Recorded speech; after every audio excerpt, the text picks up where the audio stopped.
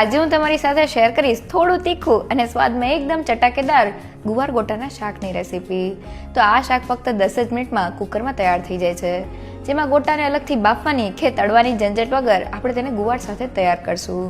અને ઘરના રેગ્યુલર મસાલા સાથે શાક સ્વાદમાં એકદમ ધાબા સ્ટાઇલ બનશે. તો કેરીનો રસ અને રોટલી સાથે ખાવાની મજા તેવું ગુવાર ગોટાનું શાક એકવાર ચોક્કસથી ટ્રાય કરવા જેવું છે. તો ચાલો રેસીપી શરૂ કરીએ. સૌથી પહેલા શાક બનાવવા માટે મેં વજનમાં 250 ગ્રામ જેટલા ગુવારને આ રીતના મીડિયમ સાઇઝના પીસમાં કટ કરી લીધેલો છે. તો શાક માટે આ રીતના પતલા અને કૂણા ગુવારની પસંદગી કરવી. ગુવારના આ માપથી ઘરની 4 થી 5 વ્યક્તિને સર્વ થાય તેટલું શાક તૈયાર થશે. અને હવે શાક વઘારવા માટે કુકરમાં 4 મોટી ચમચીનું તેલ એડ કરી દઈએ.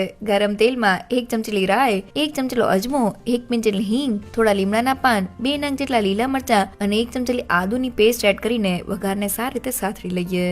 તે લગભગ 2 મિનિટમાં જ આપણો વઘાર સતળાઈ ગયો છે. હવે તેમાં 1/2 ચમચી હળદર પાવડર એડ કરીને તેને સારી રીતે મિક્સ કરી લઈએ. તો વઘારમાં થોડો હળદર પાવડર એડ કરવાથી શાકનો કલર એકદમ સરસ આવે છે. હવે કટ કરેલા ગુવારને વઘારમાં એડ કરી દઈએ અને મીડિયમ ટુ હાઈ ગેસની ફ્લેમ પર ગુવારને તેલમાં 2 મિનિટ માટે ફ્રાય કરી લઈએ. તો શાક બનાવતી વખતે આપણે જનરલી ગુવારને પાણીમાં બાફતા હોય છે, પણ ગુવારને આ રીતના તેલમાં સાતળવાથી ગુવાર ઉપર એક ક્રિસ્પી કોટિંગ થઈ જાય છે અને શાકમાં તેનો સ્વાદ એકદમ સરસ આવે છે. તો હાઈ ગેસની ફ્લેમ પર આપણો ગુવાર એકદમ સારી રીતે ફ્રાય થઈ ગયો છે અને તેની ઉપર આ રીતનું એક ક્રિસ્પી કોટિંગ થઈ ગયું છે. તો શાકમાં એડ કરવાની લસણની ચટણી બનાવવા ખાયણીમાં 7 થી 8 કળી લસણ, 1 મોટી ચમચી લાલ મરચું પાવડર અને લસણ એકદમ સારી રીતે ક્રશ થઈ જાય તેના માટે 1 પિંચ જેટલું મીઠું એડ કરી દઈએ અને તેને સારી રીતે ખાંડી લઈએ. તો લસણ સારી રીતે ખંડાઈને આપણી આ રીતની લસણની ચટણી તૈયાર થઈ ગઈ છે. તો તૈયાર થયેલી લસણની ચટણીને મિક્સિંગ બાઉલમાં એડ કરી દઈએ. સાથે 1 ચમચી જેટલું કશ્મીરી લાલ મરચું પાવડર, 1 મોટી ચમચી ધાણા જીરું પાવડર, 1/2 ચમચી ગરમ મસાલા પાવડર અને બધા જ ટેસ્ટને બેલેન્સ કરવા માટે 1 ચમચી ખાંડ એડ કરી દઈએ. હવે તેમાં થોડું પાણી એડ કરીને તેને સારી રીતે મિક્સ કરી લઈએ. તો મસાલામાં થોડું પાણી એડ કરવાથી મસાલા એકદમ સારી રીતે ફૂલી જાય છે અને જ્યારે આપણે તેને તેલમાં સાતડીએ છીએ ત્યારે તે જરા પણ બળતા નથી. આ મસાલા પેસ્ટને લીધે શાકનો સ્વાદ એકદમ ધાબા સ્ટાઇલ આવે છે. તો બધી જ વસ્તુ સારી રીતે મિક્સ થઈને આપણી આ રીતની મસાલા પેસ્ટ તૈયાર થઈ ગઈ છે. તૈયાર થયેલી મસાલા પેસ્ટને ગુવારમાં એડ કરી દઈએ અને સારી રીતે સાતરી લઈએ, જેથી લસણનો કાચો સ્વાદ વયો જાય. તે લગભગ 2 મિનિટ જેવું થઈ ગયું છે અને મસાલા પેસ્ટ એકદમ સારી રીતે સતળાઈને તેની સાઈડ્સમાંથી તેલ છૂટું પડી ગયું છે. હવે આ સમયે તેમાં 1/2 કપ જેટલી ટમેટો પ્યુરી એડ કરી દઈએ. સાથે ટમેટા ફટાફટ કૂક થઈ જાય તેના માટે સ્વાદ પ્રમાણે મીઠું એડ કરી દઈએ અને તેને પણ તેલમાં સારી રીતે સાતરી લઈએ. તો વઘારમાં થોડી ટમેટો પ્યુરી એડ કરવાથી શાકના રસાને એક થિકનેસ મળે છે. અને હવે શાકને ઢાંકીને ધીમા ગેસ પર 2 થી 3 મિનિટ માટે કૂક કરી લઈએ, જેથી ગ્રેવી એકદમ સારી રીતે કૂક થઈ જાય અને ગુવાર થોડો સોફ્ટ થઈ જાય. અને હવે શાકમાં એડ કરવાના ગોટા બનાવવા મેં 1 કપ જેટલા કોથમીના પાન લીધેલા છે.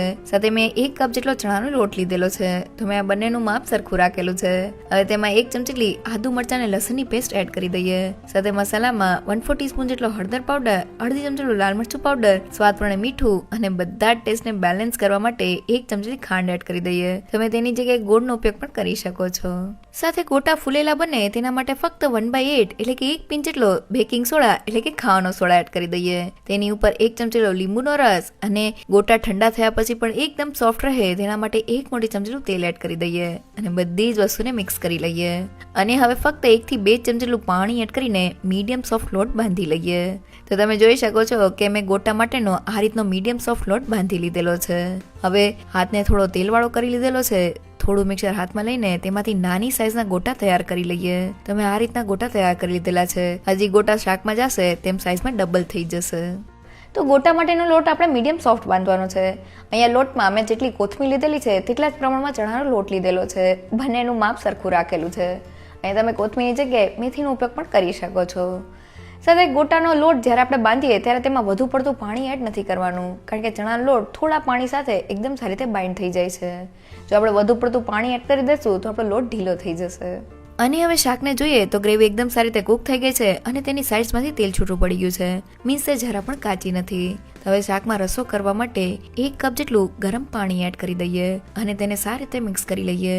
તો ઠંડા પાણીની જગ્યાએ થોડું ગરમ પાણી એડ કરવાથી શાકની કુકિંગ પ્રોસેસ ચાલુ રહે છે અને મસાલાની ફ્લેવર જળવાઈ રહે છે. તો લગભગ 2 મિનિટમાં જ આપણો રસો આ રીતના ઉકળવા લાગ્યો છે. તો રસો ઉકળે એટલે તેમાં તૈયાર કરેલા ગોટાને એડ કરી દઈએ. તો ગોટાને એડ કરતી વખતે આપણે તેને થોડા અંતરે એડ કરવાના છે.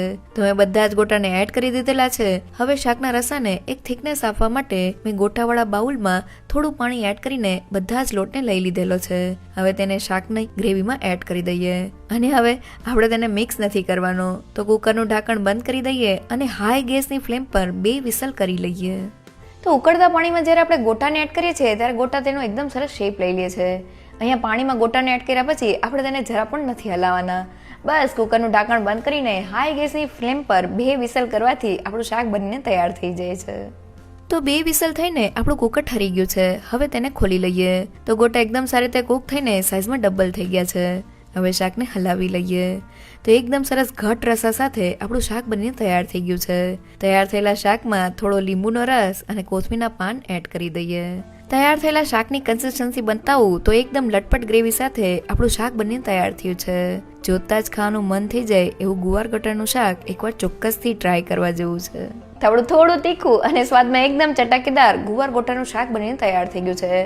ગુવાર સાથે જ ગોટી એકદમ સારી રીતે ફૂલી ગઈ છે અને તે ખાવામાં એકદમ સોફ્ટ તૈયાર થઈ છે. ગુવાર ગોટાનું શાક બનાવતી વખતે બસ તમારે અમુક વાતનું ધ્યાન રાખવાનું છે. પહેલી એ કે ગુવારને તેલમાં સાતળવાથી ગુવાર ઉપર એક ક્રિસ્પી કોટિંગ થઈ જાય છે અને શાકમાં તેનો સ્વાદ એકદમ સરસ આવે છે. અને રેગ્યુલર મસાલા સાથે એક મસાલા પેસ્ટ બનાવવાથી શાકનો સ્વાદ એકદમ થાબા સ્ટાઇલ આવે છે. અને ગુવાર સાથે ગોટીને કૂક કરવા માટે ઉકળતા પાણીમાં બસ ગોટીને એડ કરવાથી તે એકદમ સરસ તેનો શેપ લઈ લે છે અને ગુવાર સાથે તે સારી રીતે બફાઈ જાય છે. જો તમને મારી આજની રેસીપી ગમી હોય તો મને કમેન્ટ સેક્શનમાં જરૂરથી કહેજો. સાથે મારા વિડીયોને લાઇક અને ફ્રેન્ડ્સ અને ફેમિલીમાં શેર કરજો અને મારી ચેનલને સબસ્ક્રાઇબ કરવાનું ના ભૂલશો. તો ફરી મળીએ એક નવી રેસીપી સાથે.